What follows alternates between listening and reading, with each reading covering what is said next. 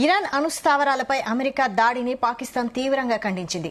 ఇరాన్కు మద్దతు ఇస్తామని పాకిస్తాన్ తన ప్రకటన ద్వారా స్పష్టం చేసింది. పాకిస్తాన్ విదేశాంగ మంత్రిత్వ శాఖ తన అధికారిక సోషల్ మీడియా ఖాతాలో పోస్టు చేసింది. అమెరికా వైమానిక దాడి చేయడం ద్వారా అంతర్జాతీయ చట్టాలన్నింటినీ ఉల్లంఘించిందని పేర్కొంది. ఐక్యరాజ్యసమితి చార్టర్ ప్రకారం ఇరాన్ తనను తాను రక్షించుకునే పూర్తి హక్కును కలిగి ఉందని, మధ్య ప్రాంతంలో ప్రస్తుత ఉద్రిక్త పరిస్థితులపై తాము తీవ్ర ఆందోళన వ్యక్తం చేస్తున్నట్లు ఓ ప్రకటనలో పేర్కొంది. గత కొన్ని రోజులుగా అమెరికాను ప్రశంసించడంలో మునిగిపోయిన పాక్ ఇప్పుడు ఇరాన్ పై దాడి చేయడంతో తన వైఖరిని మార్చుకుంది.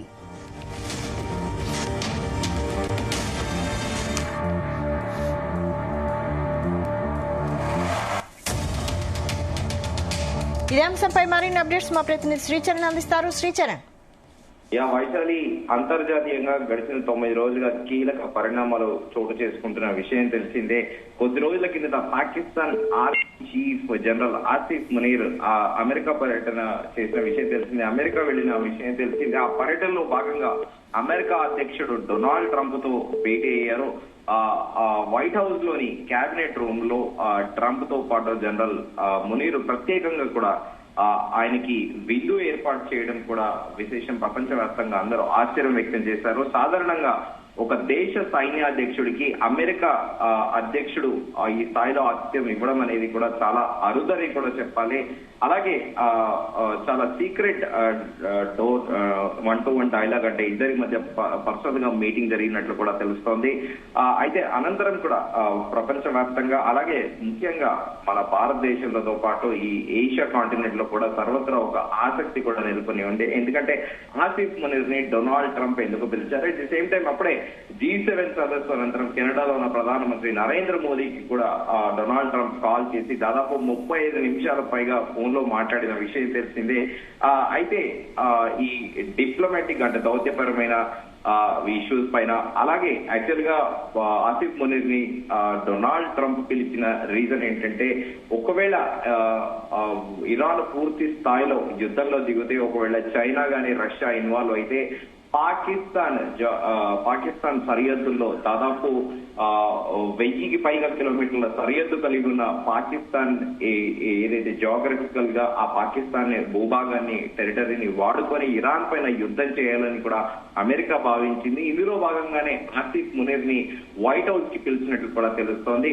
అయితే ఓవైపు ఇజ్రాయెల్ ఇరాన్ల మధ్య ఉద్రిక్తల నేపథ్యంలో కూడా కొద్ది రోజుల కిందట ఆసిఫ్ మునీర్ డొనాల్డ్ ట్రంప్ ని కలవడం కూడా సంచలనాత్మకంగా మారిన విషయం తెలిసిందే. ఇరాన్ తో పాకిస్తాన్ కున్న సన్నిహిత సంబంధాల నేపథ్యంలో అమెరికా అధ్యక్షుడితోని పాక్ ఆర్మీ చీఫ్ సమావేశం అవడం కూడా సర్వత్రా కూడా అందరికీ ఒక ఉత్కంఠ, ఆసక్తి కూడా రేసింది. అంతకుముందు ఇండియా పాకిస్తాన్ సంబంధించిన కాన్ఫ్లిక్ట్ సందర్భంగా డొనాల్డ్ ట్రంప్ కూడా పలు కీలక వ్యాఖ్యలు చేశారు. తానే ఇరు దేశాలని 2 అణువస్త్ర దేశాల యుద్ధాన్ని తానే ఆపానని అనంతరం కూడా మాట మార్చిన విషయం తెలిసిందే. అయితే ఆసిఫ్ మునీర్ వెళ్ళాక కూడా మళ్ళీ అదే పాత పాట కూడా డొనాల్డ్ ట్రంప్ పాడిన విషయం తెలిసిందే.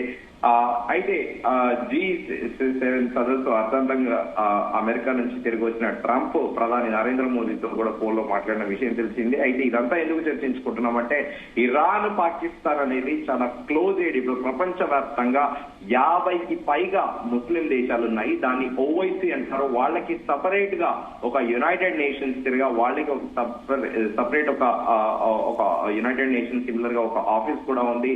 సో ఈ నేపథ్యంలో ప్రపంచ వ్యాప్తంగా కూడా అందరికీ అంటే తామే నాయకత్వం వహించాలని ఇటు తుర్కియా, ఒకప్పుడు టర్కీ, ఇప్పుడు తుర్కియా, అలాగే ఇరాన్, పాకిస్తాన్ ఈ 3 దేశాలు కూడా ఎప్పుడు రేస్ లో ఉంటాయి. తామే ఎంటైర్ ముస్లిం వరల్డ్ ని లీడ్ చేస్తామనే ఒక భావనలో కూడా ఈ 3 దేశాలను కూడా ఎప్పుడు కూడా మత సాంద్రతవాద ధోరణిలో కూడా ఉంటారు. అయితే తాజాగా ఇరాన్ అణుస్థావరాల పైన అమెరికా దాడిని కూడా పాకిస్తాన్ తీవ్రంగా ఖండించింది.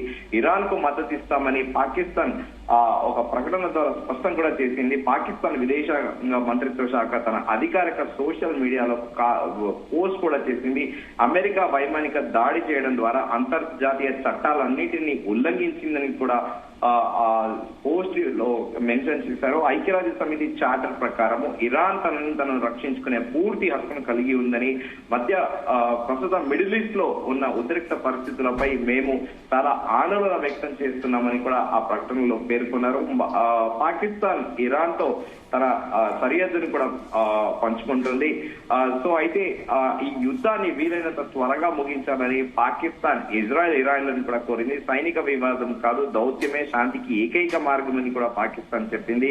గత కొన్ని రోజులుగా కూడా అంటే అమెరికాని ఒక రేంజ్ లో పొగడము, అలాగే డొనాల్డ్ ట్రంప్ కి నోబెల్ ప్రైజ్ ఇవ్వాలని కూడా రికమెండ్ చేయడము, ఇదంతా కూడా మనం చూసాము. ఇప్పుడు ఇరాన్ పై దాడి విషయంలో కూడా తన వైఖరిని మరోసారి పాకిస్తాన్ మార్చుకుంది. అయితే ఒకవేళ ఏమైనా ఎమర్జెన్సీ ఉంటే ఖచ్చితంగా పాకిస్తాన్ ఇరాన్ ఆ సరిహద్దు ప్రాంతాన్ని వాడుకున్నందుకు, అలాగే పాకిస్తాన్ కి అత్యాధునిక ఆయుధాలతో పాటు జెట్ ఫైటర్లు కూడా ఇస్తామని డొనాల్డ్ ట్రంప్ ఆఫర్ చేసినట్లు కూడా ప్రపంచవ్యాప్తంగా పలు వెస్టర్న్ మీడియా కథనాలు కూడా వెలువడిన విషయం తెలిసిందే. తాజాగా మరోసారి పాకిస్తాన్ తన డ్యూయల్ అంటే తన ద్వంద్వ వైఖరిని మరోసారి కూడా స్పష్టం చేసిందని చాలా కీలకంగా అర్థమవుతోంది వైశాలి. అయితే ఇరాన్ అధ్యక్షుడికి ప్రధాని మోడీ ఫోన్ చేసి మాట్లాడినట్టు తెలుస్తోంది. అప్డేట్స్ ఏంటి? ఏమైనా యుద్ధం ఆపడానికి ఏమైనా మాట్లాడుతున్నట్టు తెలుస్తోందా? డెఫినెట్ గా ప్రస్తుతం ఉన్న పరిస్థితుల దృష్ట్యా ప్రధాని నరేంద్ర మోదీ కూడా వాకప్ చేశారు. ఇప్పుడు ప్రస్తుతం ఈ ఎస్కలేషన్స్ ఏవైతే ఉన్నాయో ఈ ఉద్రిక్తల్ని తగ్గించే ప్రయత్నం కూడా ప్రధాని నరేంద్ర మోదీ చేస్తున్నారు. ఇక్కడ విచిత్రం ఏంటంటే ఇటు ఇజ్రాయెల్ భారతదేశానికి క్లోజ్ అయ్యి, అలాగే ఇరాన్ కూడా భారత్ కి ఒక రకంగా చెప్పాలంటే ఏలి అని చెప్పాలి. మనము దానికి పలుమార్లు కూడా చర్చించుకున్నాము. 2018-19 ప్రాంతంలో కూడా ఇండియా ఇరాన్ లోని చాబార్ పోర్ట్ ని కూడా డెవలప్ చేసింది. దాంతో పాటు అక్కడ రైల్వేస్ ని కూడా, రైల్వే ట్రాక్స్ ని నిర్మించే భాగంలో కూడా కొంత మేరకు భారత ప్రభుత్వం పూర్తి చేసింది. మధ్యన తర్వాత చైనా కూడా ఇంటర్ఫియర్ అయింది. సో దానికి చాబార్ పోర్ట్ డెవలప్ తో పాటు అలాగే ఈ చెమర్ ఏదైతే ఇరాన్ ఇస్తుందో ఇండియన్ రూపీలో, అంటే మన భారతదేశము ఇరాన్ కి ఇటు గోధుమతో పాటు అలాగే బియ్యం, రైస్ ఇవ్వడము, అలాగే వారు దానికి ప్రతిరూపైన ఇండియన్ కరెన్సీలోనే అంటే US డాలర్లు ఒక కరెన్సీలోనే క్రూడ్ ఆయిల్ ఇచ్చేటందుకు కూడా ఒప్పందం కుదిరింది. అలా ఈ ఇరాన్ కి భారతదేశానికి కూడా సత్సంబంధాలు ఉన్నాయి. మరోవైపు ఇజ్రాయెల్ గురించి మనం ప్రత్యేకంగా చెప్పుకోవాల్సిన అవసరం లేదు. ప్రపంచంలో భారతదేశం అంటే అన్కండిషనల్ గా సపోర్ట్ చేసేది. పలుమార్లు కూడా 1999 కార్గిల్ యుద్ధం సందర్భంగా కూడా భారతదేశం దగ్గర పురాతనమైన ఆయుధాలు ఉంటే అప్పటికప్పుడు అమెరికా ఒత్తిడి చేసినా కూడా ఇజ్రాయెల్ భారతదేశానికి ఆ కాలంలోనే అత్యాధునిక ఆయుధాలు ఇచ్చి ఒక రకంగా పాకిస్తాన్ పై కార్గిల్ యుద్ధం విజయానికి పరోక్షంగా కూడా ఇజ్రాయెల్ కారణం అని కూడా అందరూ కూడా చెబుతూ ఉంటారు.